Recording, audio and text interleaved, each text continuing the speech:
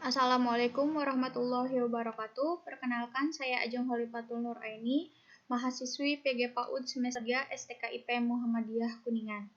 Pada kesempatan kali ini, saya akan membahas materi dari mata kuliah Strategi Pembelajaran Anak Usia Dini yang diampu oleh dosen Bunda Ajeng Rahayu Tresna Dewi MPD. Materi yang akan saya bahas yaitu evaluasi pembelajaran anak usia dini. Apa saja sih yang akan saya bahas pada pertemuan kali ini? Yang pertama, pengertian evaluasi pembelajaran PAUD. Yang kedua, tujuan evaluasi atau penilaian anak usia dini. Dan yang ketiga, teknik-teknik evaluasi atau penilaian anak usia dini. Langsung kita bahas yang pertama, pengertian evaluasi pembelajaran PAUD. Evaluasi pembelajaran PAUD adalah suatu proses mengumpulkan dan mengkaji berbagai informasi secara sistematis, terukur, berkelanjutan, serta menyeluruh tentang pertumbuhan dan perkembangan yang telah dicapai oleh anak selama kurun waktu tertentu. Perlu diketahui bahwa penilaian di PAUD lebih menekankan untuk mendeskripsikan pencapaian perkembangan anak yang mencakup perkembangan nilai-nilai agama dan moral, fisik, kognitif, bahasa, dan sosial emosional sesuai dengan standar nasional PAUD. Oleh karena itu,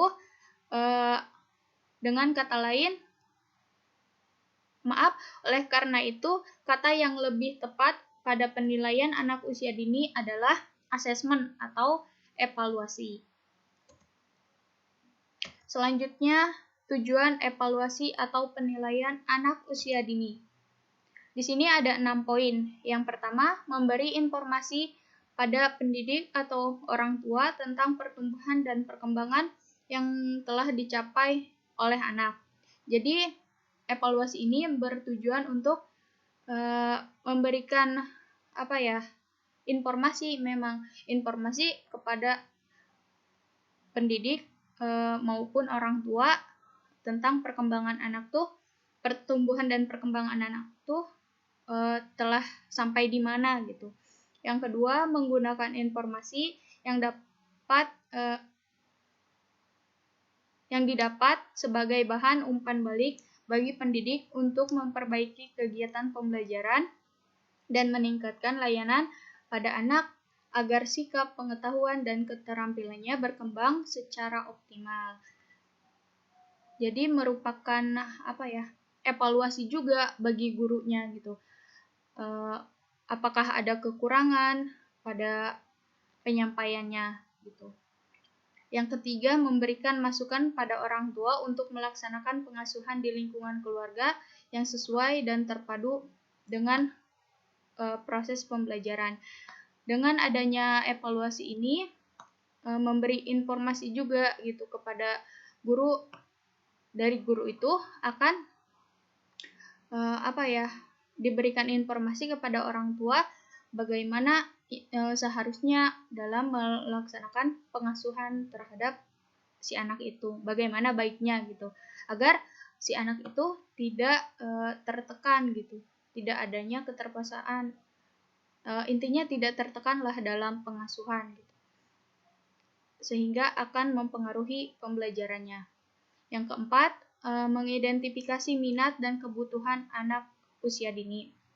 Jadi, mengidentifikasi minat dari evaluasi ini, guru dapat mengetahui minat anak tuh di mana, misalnya di musik. Nah, di musik itu kita mengetahui minat anak di musik. Jadi, dari situ tuh kita bisa mengembangkan kemampuan si anak itu dan kebutuhan anak usia dini. Kebutuhan anak jika anak itu ada keterlambatan. Nah, itu bisa kita lakukan lebih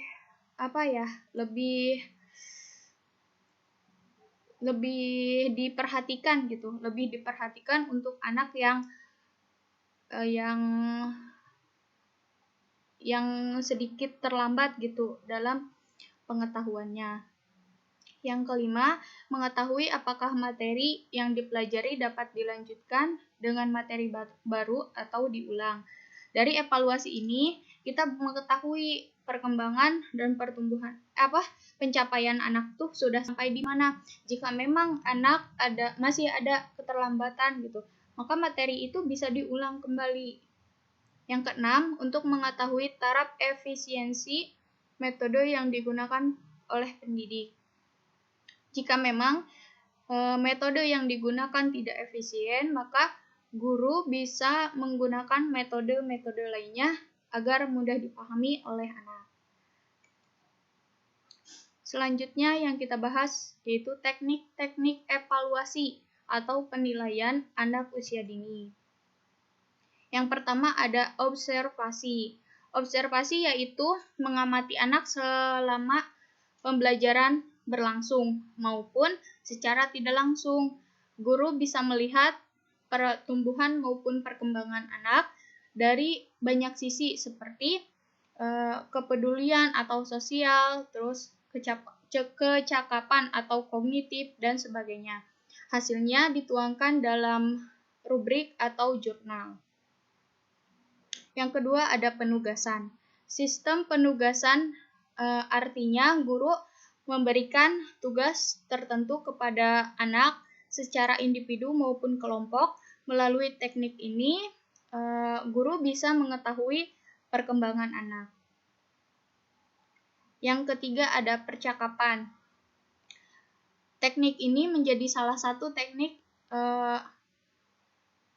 evaluasi anak usia dini yang sangat baik. Mengapa demikian? Karena setiap anak akan tampak secara langsung tingkat keberaniannya, percaya diri, dan kecakapannya. Ini sistemnya bisa berupa tanya jawab secara langsung dengan anak satu persatu.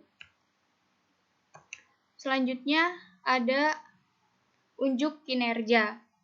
Unjuk kinerja bisa dikatakan sebagai praktek bagi anak sesuai dengan materi atau tema yang sudah ditetapkan.